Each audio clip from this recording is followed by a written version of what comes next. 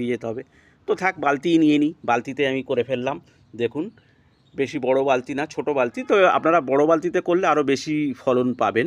এই যে কী সুন্দর থোকা থোকা লেবু হয়ে রয়েছে, থোকা থোকা ডালের লেবু হয়ে রয়েছে। দেখুন, কাছে নিয়ে যাচ্ছি ভিডিওটা, দেখুন কী হারে লেবু হয়েছে। আবার লেবু গাছে ফুলও এসে যাচ্ছে, আবার পরবর্তী ছোট ছোট ফল হবে। এই যে ফুলটা আমি কাছে নিয়ে দেখাচ্ছি, এই দেখুন কী সুন্দর ফুল হয়েছে। আবার ছোট ছোট লেবু এবার এসে যাবে, মানে এই লেবু আবার পরবর্তী লেবু আবার চলে আসছে। তো একটা লেবু, আমি অনেকগুলো লেবু তুলেছি, আজকে একটা লেবু আমাকে তুলতে বললো, দেখি একটা তুলে নিয়ে যাই বাড়িতে। কেমন রস, তো দারুণ রস, একদম নিজেদের গাছের টাটকা লেবু। ও দারুণ, দেখুন কত সুন্দর, এখনই মানে গন্ধ ছাড়ছে, মানে কাটলে খেলে কত সুন্দর ভালো লাগবে।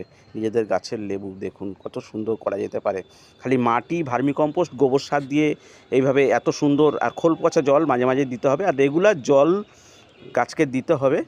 হ্যাঁ, গাছের মাটিটা বুঝে জল দিতে হবে, তাহলেই ব্যাস